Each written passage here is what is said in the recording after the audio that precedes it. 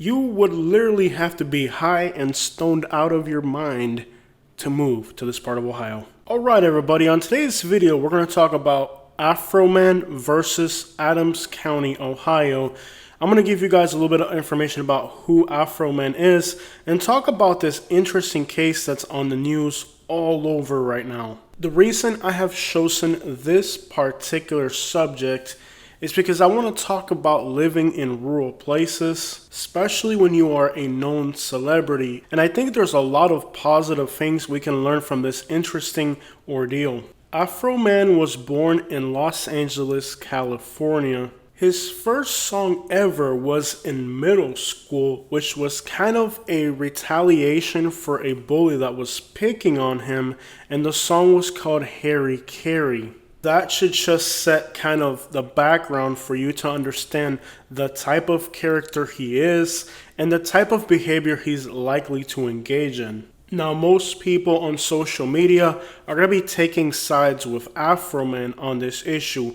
We're not taking sides on this issue. I'm going to explain to you what Afroman is and what's going on with the Adams County Sheriff's Office to give you a different perspective on this situation that other creators are probably not going to give you. Being from Los Angeles, Afroman, according to his own lyrics, lived in rural places that were more suburban and also in inner cities that were more troubled. He also spent a large portion of his childhood in Hattiesburg, Mississippi. So being from Mississippi, he would undoubtedly know exactly how racism and discrimination works. And personally, I am intrigued that he would end up in Adams County, Ohio, between Ohio, West Virginia, and Kentucky, having a background like Los Angeles and Mississippi, that he would choose rural Ohio as a place to live. Being a celebrity with many different businesses, it just kind of puzzled me that he would live and reside in a rural Ohio county. You would expect him to live in San Diego or Tampa or another place of this sort, maybe Atlanta or Houston. But the fact that he lives in rural Ohio is definitely perplexing to me. Is it an affordability issue? Could he just want peace and quiet? I'm not really sure. Apart from his musical career, he's also engaged in selling products that, while legal in California, probably are not welcome in rural Ohio. This county in Ohio actually has a reduction in population over the last decade. And in fact, since 1890, the population hasn't grown out here very much. It's just a place that even the people that are from there are leaving. So why would you as a famous celebrity end up there? Even though this census information is from 2010, we could use it comfortably because nobody's moving to this place. The county is 98% white and 0.3% black. Almost a quarter of the population is below the poverty line. Even a YouTuber like myself of 80,000 subscribers can afford to live somewhere better. Why he would end up in this particular impoverished county of Ohio, you could almost entirely put the blame on him for this. Judging by his vehicle collection, his clothing attire, his businesses, and his music career, we can assume that he's definitely not a poor person. Why would you, with some type of economical ability, end up in a place this hateful and miserable? In my travels throughout the United States, this area has to be one of the most hateful, backwards places I have ever encountered. I even had other creators make videos defaming my person, but even then, they still decided to make content videos talking about my personality, attacking my wife, and to this day, I still have people going on my channel and my wife's channel attacking our persona because of the 3 or 4 videos we did in this miserable region of Ohio. So if they hate me, a YouTuber with less than 100,000 subscribers and a new pickup truck, how much more will they hate a multi-millionaire rapper? These are just bad and nasty people. Me and my wife are still getting threats from these counties in Ohio just for a few videos we did there. These people are backwards, envious, hateful. They're mostly all in poverty. If I were him, I would happily give them the $100,000 that they want and move somewhere decent. These problems are not going to go away from him. They're not going to stop at nothing to try to ruin this guy's life. That's how these poor, miserable places operate. And really the purpose of me bringing you this video is for you, the viewer, to understand that you should not move to these types of places. I've watched a few creators that live in New York, Los Angeles, or Houston create videos on this particular topic, analyzing that from a legal standpoint, the chances that they're going to win are very small. Here's what these creators don't understand. In these small, rural, poor counties, the sheriff is the law. If they had any decent intelligence, they would have studied this guy's trajectory. They would have known his reputation would have indicated that he was going to do exactly what he did. It's almost like if Afroman baited them and they took it. If you've ever listened to this guy's music or seen his creations, this guy's a complete clown. There's no way you're gonna go at him and not get tainted. But again, you're not dealing with really intelligent people here. You're dealing with a rural, poor county in Ohio and southern Ohio, across the river from West Virginia and Kentucky. Most agencies in the United States in a large city like Los Angeles or Houston would have never moved the way these people did. But again, they're small town rural people. They're going to operate the way they know how to operate with complete disregard to any type of opinion. You're still in Ohio. These legal procedures are still in Ohio. When you move to a small rural town, they are the law. You've probably seen the footage of them going through his house. Anywhere in America, every last one of those police officers would have been wearing a ski mask. They would have known they're going after a celebrity that's known throughout the entire world for doing what? Trolling people. You don't show up to a rodeo without boots. Like, anybody would have known that you're going after a world-renowned troll, that you should go at it classy. You should know what to expect, how to go in. Anywhere in America, they would have gone in completely ski masked up. It's almost on them. If you don't know the specifics of this case, I'll show you guys some of the paperwork here. They did try to disconnect the cameras. Did they not know that the cameras are still streaming to a Wi-Fi and that those files are stored somewhere else? None of these police officers that did this realized that this security system was streaming to an offline storage. None of them thought that this is a high-profile person you're going after and that the vast majority of people should be wearing ski masks while going on this operation. Real police investigators throughout the entire country are looking at this footage and shaking their head in disbelief at how they went about going on this operation. Then they secured 2 warrants, one for massive trafficking, 2 for kidnapping. Turns out that neither of the things they were looking for were present on this property, and you could almost assume by the casual manner in which they went into this, all of it is on video, that they knew they weren't looking for a person that was kidnapped, and they were not looking for massive trafficking volumes of anything. You can tell that these warrants that they secured were signed inappropriately. The moment that you get a warrant for an investigation to search a property and your hands come up missing on that warrant investigation, you already look bad. That's the time to walk away with your tail between your legs, apologize, and pretend it never happened. But what do they do being a small town in Ohio? They continue to further escalate the situation by suing him for using the footage of them going on this failed warrant where no substance was found and no kidnapped person was present. It was a failed search warrant because they didn't accomplish their mission. There was nothing that they were looking for there. And then further to agitate the situation, the lack of professionalism of the officers that carried out this operation, looking through his food, looking through his CD cases. Clearly they were not looking for anything other than to find a small stash of money to keep. All this is on video. It's extremely embarrassing. And it's embarrassing to somebody who has a decent law enforcement where they live.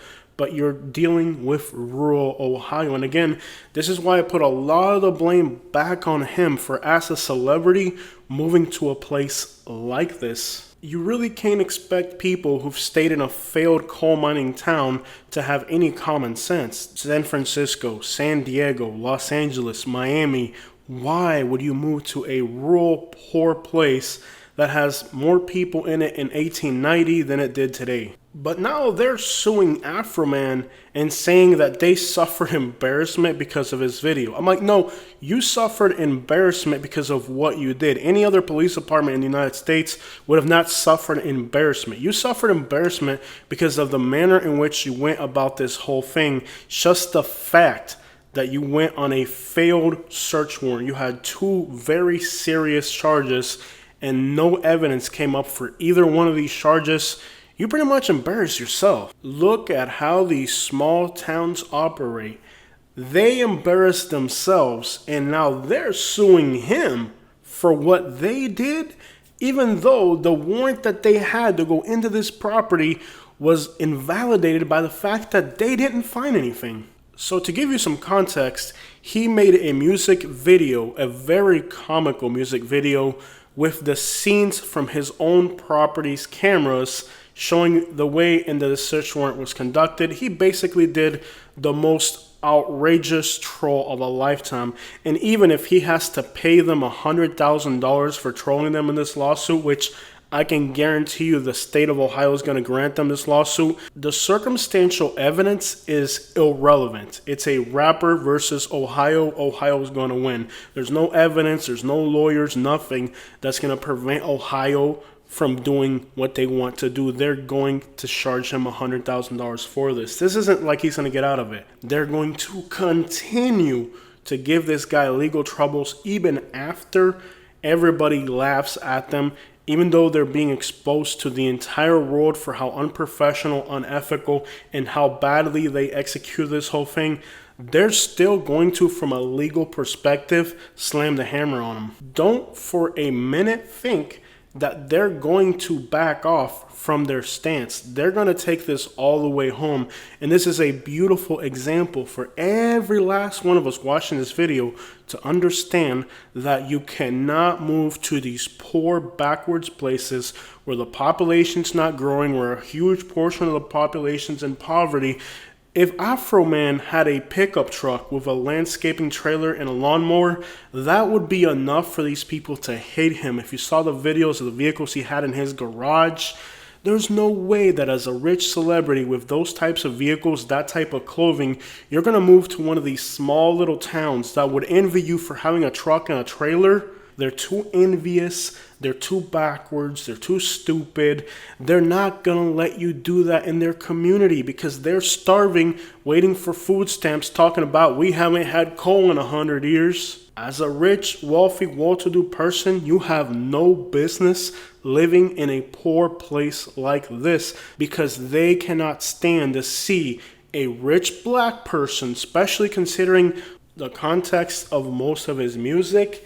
These poor white people are not going to stand a billionaire. To them, it's a billionaire, by the way. To you and me, it's just a regular celebrity. But to these people, this guy is a billionaire to them. This guy is a threat. A rich black person living in a place that's 98% white. There's nothing a poor white person with a penny hates more than a ballin' rich black rapper with a garage full of cars sitting on Ford Giottos and candy paint. Take me, for example. I moved to rural Alabama from South Florida with less than a $200,000 net worth, and they were jealous and envious of me to the point where I had to move away. And that is me driving around in a 2008 Yukon. Could you imagine when this black rapper goes to town in some of the vehicles that were in his garage? It was really a matter of time before they came looking for him. And I understand he's a humble dude. He may not want to live in Los Angeles. He may not want to live in Miami. Hey, look, I don't want to live in Lakewood Ranch.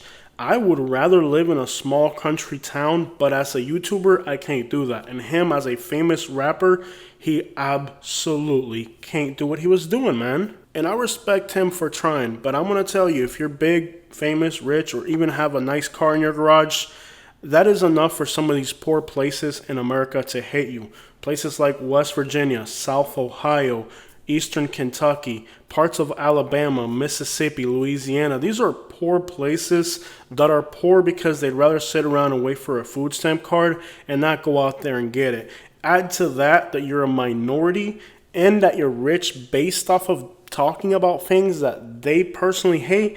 It's almost expected that they're going to come after you, man. And now, one of the most mind-boggling aspects of this whole case is that they are upset and they're taking it to the court that Afroman is actually now going to make money off of their failed law enforcement efforts. They're making an action legally against him, and instead of that hurting him, it's actually making him wealthier. And that's exactly what happens with YouTubers.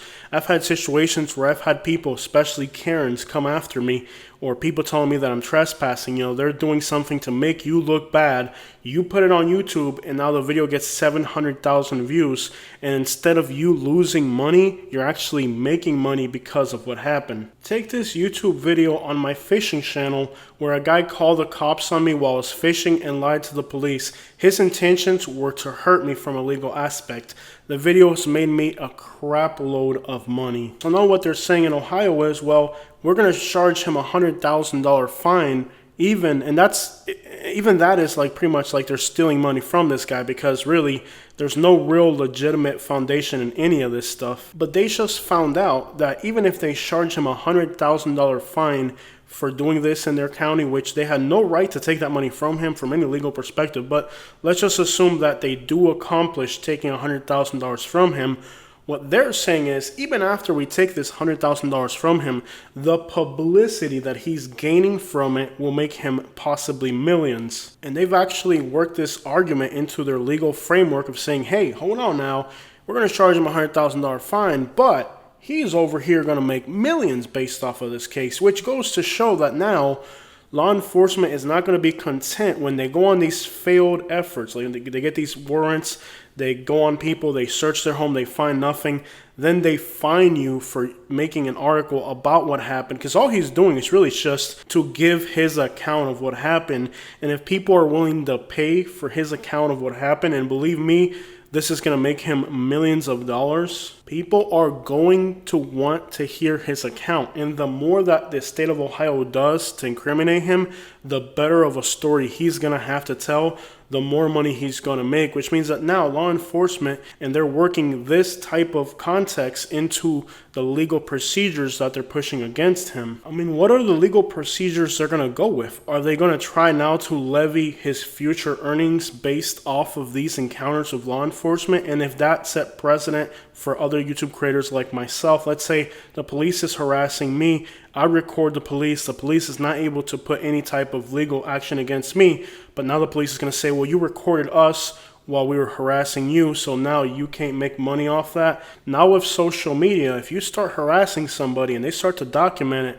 they're going to make a lot of profit from you doing that. Most law enforcement agencies would know that if they're going to raid somebody who's famous and a celebrity, they're going to have cameras in their house that are going to be rigged up to Wi-Fi. How you send your officers to go on a raid on a celebrity and don't put every last one of them in ski mask is absolutely beyond me. To protect their officers, so it's almost like now they know the liabilities on them, so they're trying to put it back on Afroman. But really, those officers should go after the sheriff's office for putting them in that situation. Most sheriff's offices would have never let their officers go into this situation without wearing ski mask. These agencies lack training. Notice this encounter that I had in Lake Worth, Florida. One officer turned their face away from me. The other officer put on a ski mask the moment that they noticed that I had a camera. This is only a cell phone camera. That is proper training. That's what police officers do when they're properly trained. The moment they see somebody with a camera, or they know they're going to enter a situation where people are going to record them, they wear ski masks. That's proper police training. He had recently had his home burglarized, and when he tried to file a police report, law enforcement was not assisting him. This is exactly what happened to me in Alabama, by the way. I was burglarized, and when I went to law enforcement, instead of law enforcement helping me, even though I had evidence, they told me that I was the problem because I was an illegal immigrant. So this is the way these rural law enforcement agencies work. You move into their community as a rich person or better than the rest. You get burglarized. You call law enforcement. When you call law enforcement, instead of the cops helping you, they actually try to prosecute you, the victim. And this is exactly what happened to Afroman. Before this incident, his home had been burglarized, and the law enforcement, instead of helping him find the criminals, actually started to give him a hard time. Law enforcement almost tried to arrest him because he was inquiring about the status of the investigation. This is exactly what happened to me in Elmore County, Alabama. When I went to law enforcement and I told them that I had been burglarized, instead of them going after the criminals with the evidence that I had, which was very conclusive, they went after me instead. If Afroman had been subscribed to my YouTube channel, he would have known that that was a clear sign that it was time for him to move. He unfortunately failed to notice the oncoming situation, and now him, for reporting a crime and being a victim, is now actually being the target of warrants that were inconclusive and now lawsuits from the sheriff's office for things that they themselves initiated. And it's super important from a legal perspective for you to understand that all this encounter was initiated by the sheriff's office warrants that were inconclusive. If these warrants had been conclusive and they had found what they were looking for, then most likely Afroman wouldn't be trolling them. He would be hiring lawyers. The reason that I'm bringing this article to your attention is not to defend Afroman. It's not to defend or defame the Adams County Sheriff's Office. It is to bring awareness to my audience that these poor rural places with declining populations are not safe places for you to move with your family, especially if you are a minority and have economical ability. If you're poor, go right ahead, you'll fit right in. But if you have a vehicle that can be envied, a job, or an income source that is enviable to poor, miserable people, you don't want to put yourself in these quote-unquote affordable communities. Even many of the YouTube creators that were pushing moving to affordable rural places have recently changed their stance about this suggestion they were making to people. The truth is that even in more progressive, expensive suburban areas, you're going to run into individuals who are going to be very jealous that you as an immigrant are able to afford the same lifestyle that they have. So with even more reason, you should avoid places like this once you're affluent and of a minority background. If you are a fan of Afroman's music, you should know that there's absolutely nothing that's going to stop these local agencies from continuing to bother him. Their real goal is to get him to move out of the community and to ruin his life if they can, and they absolutely have the ability to do so. And the fact that he clowned them for messing up and for the way they went about this whole embarrassing situation is even more fuel to the fire for them. And if you think that they're going to wake up and realize that the entire world is watching the situation unfold and that they're expected by the outside world to handle this in a different manner, you're widely mistaken. In small rural places, they do whatever they want. He's not going to win in court because the court belongs to the same people that are trying to get him to leave their community. I mean, just look at the video that I did in Irontown, Ohio. They even had a local YouTube creator make a blasphemous video about me and my wife, and to this day, we are still getting threats almost on a weekly basis from people in Ironton, Ohio. These people are evil. They're possibly one of the most hateful people that you're going to run across in the entire country. And why would you, as a celebrity, put your family in that situation? If I were him, I would sell the cars, get an electrical bicycle, and move to downtown Tampa, where he can be around people that are not going to do these types of things to him. Yeah, sure, he might run into a Karen every once in a while, but there's a difference into running into a Karen every once in a while and living in a place that's absolutely set on destroying who you are as a person. And the real reason is nothing more than envy. What does a poor person waiting for food stamps hate more than a successful black businessman who's making millions of dollars? What's crazy about this whole situation is that, let's take me moving to Alabama. I went through all of these same things. The same thing that Afroman's experiencing here in Ohio is exactly what I experienced in Alabama. I can already see all the similarities lining up. But I still have people in Alabama who follow and support my channel. How much more miserable is Ohio than Alabama, at least Southern Ohio? I've never made a video venting my anger and frustration at Ohio. I just made drive around videos saying the true and clear facts that it's a poor place.